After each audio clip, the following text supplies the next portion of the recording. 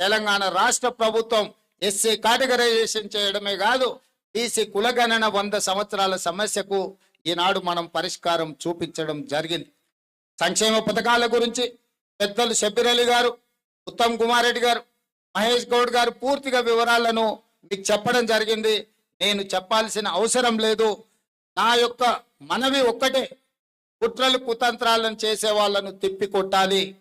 జరగబోయే ఎన్నికల్లో ఈరోజు చీలిక తీసుకురావాలని కేంద్రంలో ఉన్న పార్టీకి బి టీంగా మారి మొన్న జరిగిన పార్లమెంట్ ఎన్నికల్లో మీరు చూడండి, మహబూబ్ నగర్, చేవెళ్ళ, సికింద్రాబాద్, మెదక్, మల్కాజిగిరి, కరీంనగర్, ఆదిలాబాద్, నిజామాబాద్ 8 సీట్లలో టిఆర్ఎస్ పార్టీకి డిపాజిట్ జప్తు అయితే బీజేపీ ఆ 8 సీట్లను గెలిచింది. అసెంబ్లీ ఎన్నికలప్పుడు 37% ఓట్లు వచ్చిన బీఆర్ఎస్ కరెక్ట్ 4 నెలల్లో పార్లమెంట్ ఎన్నికలు జరిగితే 15% పడిపోయింది. 22% బీఆర్ఎస్ ఓట్లు ఎక్కడికి మాయమైన, ఎవరికి చేరినాయో మీరు అంచనా వేయండి.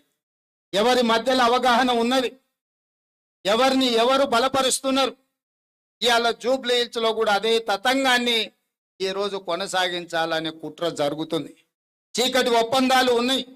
ఇవాళ రిజర్వేషన్లు పొంచకపోవడానికి, ఈరోజు పేదలకు సహాయం అందించకపోవడానికి ఈరోజు వాళ్ళే కారణం.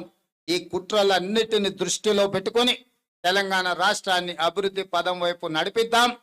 మీరందరూ, మనమందరం సల్మాన్ ఖుర్షీద్ గారికి ఈరోజు రాజీవ్ సద్భావన అవార్డు ఇచ్చిన సందర్భంగా పెద్ద ఎత్తున చప్పట్లతోని వారికి సన్మానం, కృతజ్ఞత తెలియజేయాల్సిందిగా కోరుకుంటూ మీ అందరి దగ్గర సెలవు తీసుకుంటున్న. ధన్యవాదాలు మిత్రులారా.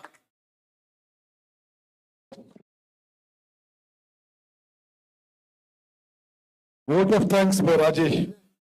Okay, national anthem. National anthem. అందరు లేచి నిలబడాలి. National anthem. జాతీయ గీతం అందరు లేచి నిలబడాలి. దయచేసి లేచి నిలబడండి. Seva Dal national anthem.